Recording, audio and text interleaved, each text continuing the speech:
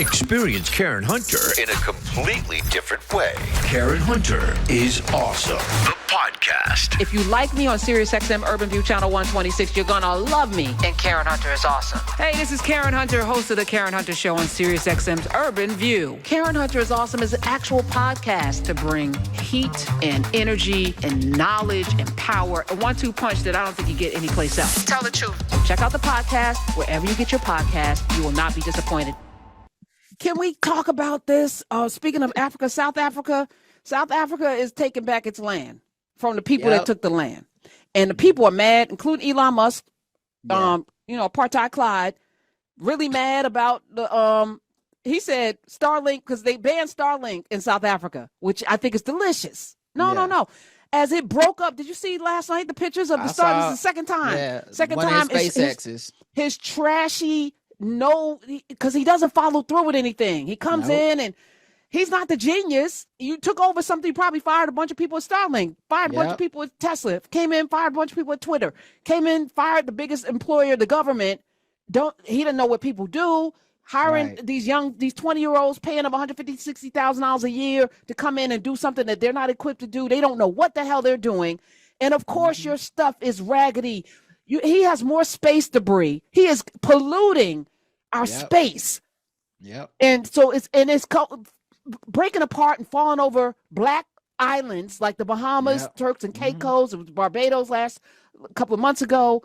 And so that happened. And now South Africa's like, no, you can't bring that Starlink in.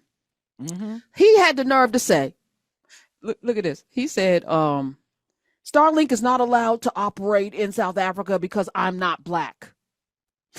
So he's crying racism. Right. He's crying racism. So here's what I need people to understand, that the apartheid system was so brutal and so ridiculous and you could read Mark Mathabane's Kaffir Boy, Kaffir, Kaffir Boy, if you really want to get some insight. And even that might be a little muted because it came through mainstream publishing. They're going to always kind of sanitize it just a little bit. But, he writes about 8-year-olds having to prostitute themselves just to eat. And they would go to the construction sites where white men were, and just for lunch, 8-year-old babies out there selling their bodies for lunch, not for money, for lunch, not for dinner, not for a bag of rice, not to feed the whole, just for a meal, one meal. But I want to put it in perspective. Oscar Pistorius, you remember him? Man ain't had no legs. Yeah. The brutality. He was like an Olympian with the Blade Runner. Blade Runner brutally killed his girlfriend. Double amputee. Got her through the door of a bathroom or something. Oh my! Listen, he just got out last year after spending 13 years. He was sentenced to 13 years. He spent a decade for shooting his girlfriend through a bathroom door, shocking the world, but lied about it or whatever. And I'm not saying that it's in the DNA, but I'm saying Charlize Theron, her mother had to kill her father. Did y'all know that Charlize Theron, because her father was so brutal? Damn.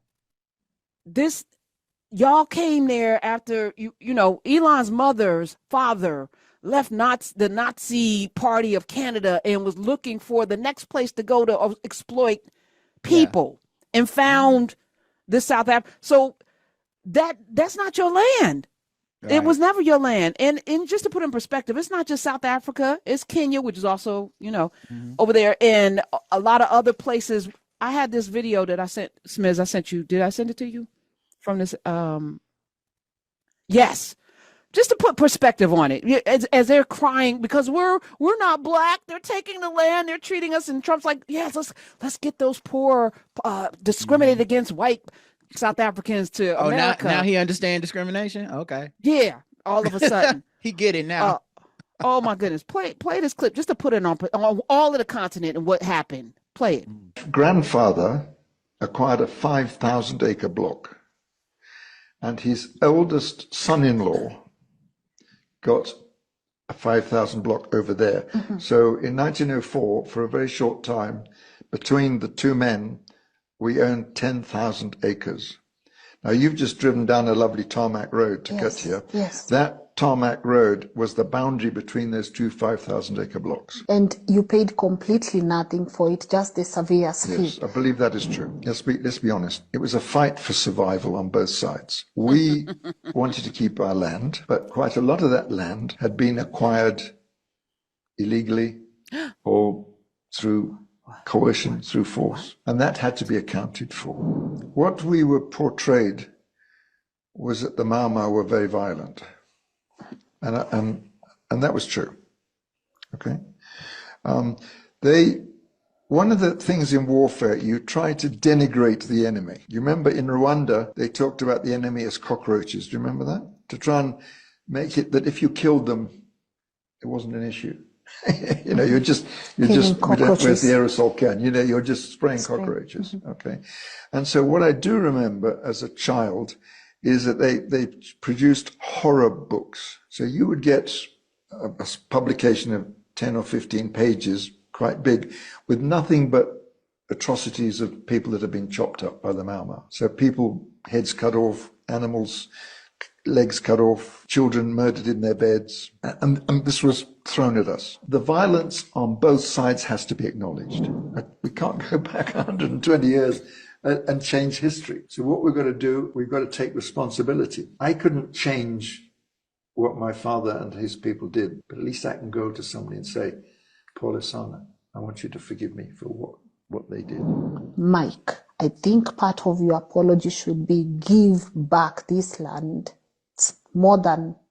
It's almost 5,000 acres thereabout, being owned by one person in a country where majority of the people don't even own a plot. Have you had to have that conversation and asked yourself, I'm sitting in this large chunk of land that we paid no penny for, should we give it back, or what do we do with it? And what do you think is the right thing to do? You know, listening to that, I spent Monday, Roderick, talking about, you know, this country and the history and the way in which we have to reconcile as they want to ban books that paint white aggression and violence and terrorism in a very, you know, different light, and try to reframe enslavement and try to demonize black folk, which they've done from the very beginning. And I talked about Ehrlichman, and I talked about Reagan, and I talked about Nixon, and how you have to demonize your quote unquote enemies so you can get away with the stuff.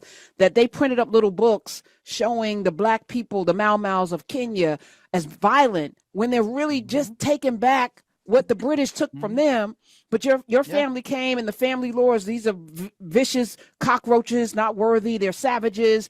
I remember growing up in America, looking at Africans and being afraid because of the way Abbott and Costello, or the way Disney portrayed black people in Heckle and Jekyll and all of the, I believe I done seen a elephant fly and all of this kind of like, and it was codified in advertising, whether it was the Gold Dust Twins or whatever, this kind of like lowbrow, not even Birth of a Nation, beyond that, it was everywhere, the propaganda about blackness in this country, which means generations of white folk, so-called white folk, have raised in this story that feels real to them.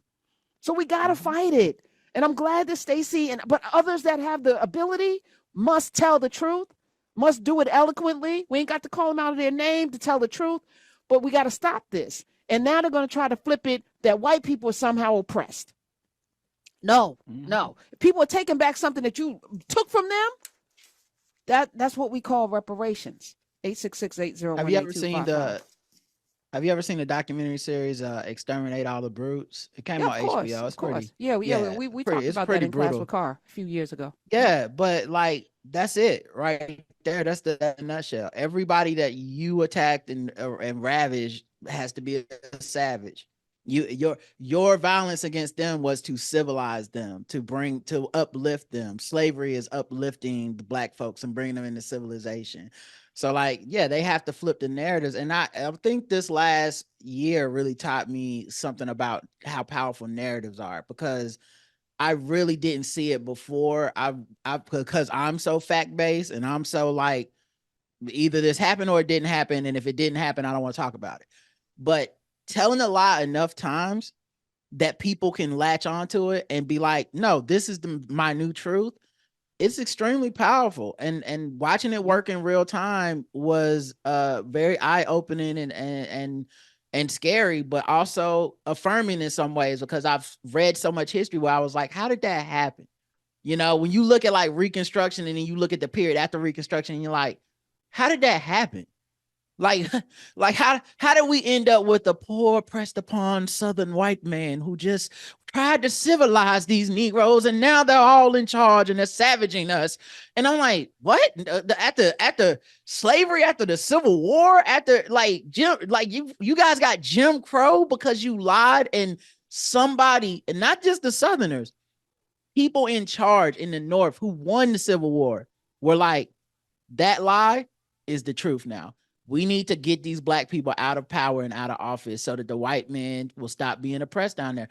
And that's what's happening in South Africa right now, is the shifting of the narrative to these poor white. What did they ever do? They are taking their land. How'd they get the land? That's not the problem. Why are you bringing up old stuff? Right, Like, right. That part. Let's not live in the past. No, we never litigated the past. And to your point, I'm sitting here thinking about how even now the demonization of black folk and the shifting of the narrative to your point, in real time. Yeah. The work is so, we have to be intentional. We have to be intentional. Yes. 866-801-8255. Because I think I read the stat, and this is where we are right now with the chaos. It only takes, I think, a week for people to devolve into savagery when they don't have food, water, when they don't have things. So Yes. You purposefully do that to people? Mm-hmm. It only takes a week for neighbors to turn on neighbors. Introducing a new podcast. Karen Hunter is awesome. If you like me on SiriusXM Urban View Channel 126, you're gonna love me. And Karen Hunter is awesome. Hey, this is Karen Hunter, host of the Karen Hunter Show on SiriusXM's Urban View. Karen Hunter is awesome is an actual podcast to bring heat and energy and knowledge and power, a 1-2 punch that I don't think you get anyplace else. Tell the truth. So check out the podcast wherever you get your podcast. You will not be disappointed. Karen Hunter is awesome. A new podcast from Karen Hunter.